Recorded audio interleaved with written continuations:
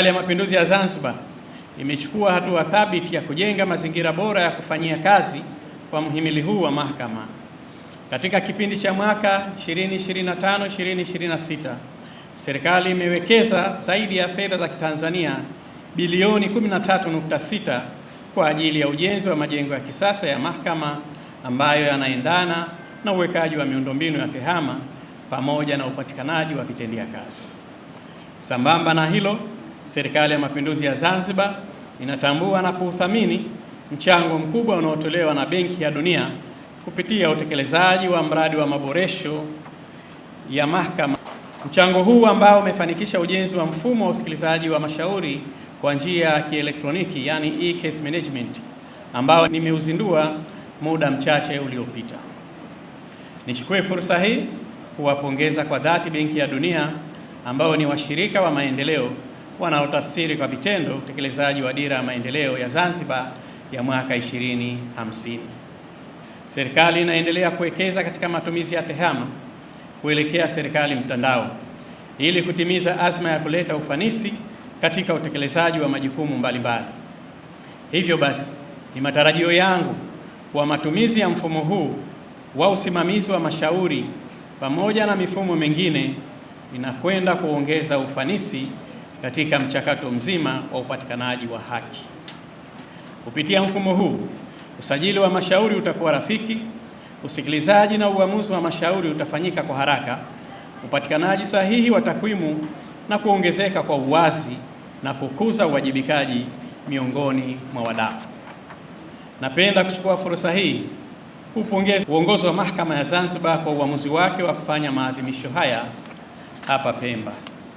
Kwa kweli uamuzi huu ni wa busara na wenye manufaa makubwa, kwani shughuli mbalimbali zenye mnasaba na wiki ya sheria zilizofanyika hapa Pemba, ikiwemo maonesho, makongamano, utoaji wa elimu ya sheria, matembezi na utoaji wa huduma mbalimbali kwa jamii, zimewapa wananchi wa Pemba mwamko na fursa ya kujifunza na kupata uelewa wa msingi wa shughuli za kimahakama. Ni imani yangu kuwa katika kipindi hiki cha wiki moja, mahakama imejikaribisha zaidi kwa wananchi na kuwapa moyo wa kuwa mahakama ni chombo kinachofikika tena kwa urahisi katika kutafuta haki.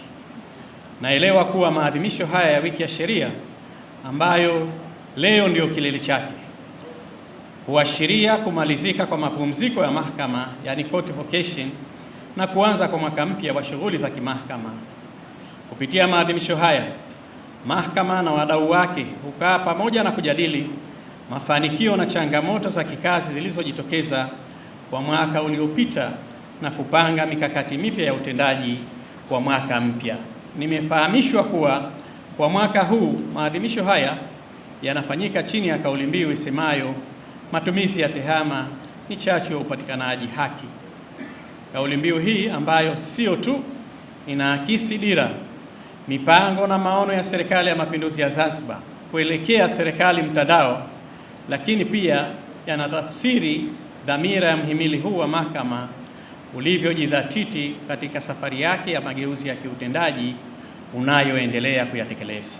Katika hotuba ya mwaka jana ambayo Mheshimiwa Rais aliitoa katika sherehe kama hizi pale Mazizini, alieleza kuwa maboresho yanayoendelea mahakamani ni lazima yaende sambamba na kupitia sheria na kanuni mbalimbali zilizopitwa na wakati na ambazo zinakuwa kikwazo cha kufikia matarajio ya upatikanaji wa haki.